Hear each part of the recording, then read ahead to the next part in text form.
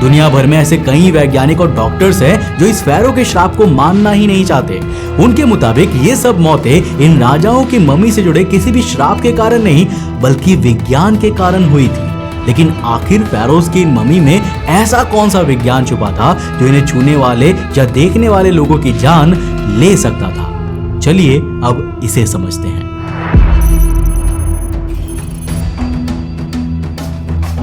तो दोस्तों, तूतनखामन के मकबरे की खुदाई के बाद जो मौतों का सिलसिला शुरू हुआ उसने वैज्ञानिकों को भी हैरान कर दिया था। इजिप्ट के मकबरों में बार बार होने वाली मौतों की जांच जब वैज्ञानिकों ने शुरू की तो उन्होंने 3 संभावित कारणों को खोजा। अब चलिए एक एक करके इन सभी कारणों को समझते हैं।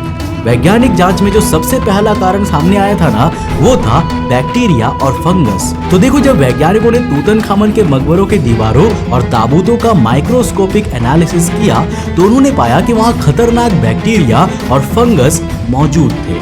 विशेष रूप से एस्परगिलस नाइजर नाम का एक जहरीला फंगस जो मकबरों की दीवारों पर उग सकता था और सांस के जरिए फेफड़ों में जाकर सीरियस इन्फेक्शंस फैला सकता था। ये इतना घातक था कि अगर किसी की रोग प्रतिरोधक क्षमता कमजोर हो तो वो कुछ ही दिनों में मर सकता था। इसके बाद वैज्ञानिक रिसर्च में कब्र की खोज से जुड़ी इन मौतों के पीछे दूसरा सबसे बड़ा कारण radiation and radio active elements को बताया गया, क्योंकि साल 1970 के दौरान में वैज्ञानिकों ने इजिप्ट के कई मकबरों की जांच के दौरान वहां मौजूद कुछ पत्थरों में यूरेनियम, थोरियम और अदर रेडियो एक्टिव एलिमेंट्स के अंश खोजे थे।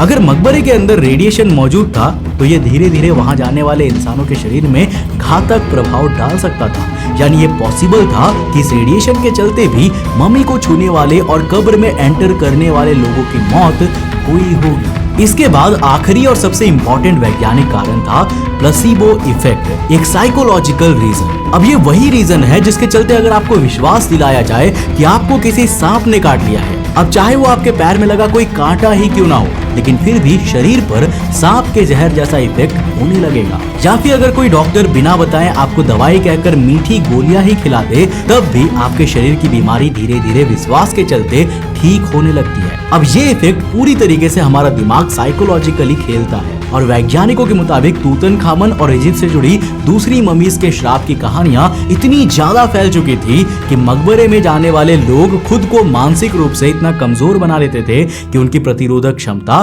कमजोर हो जाती थी।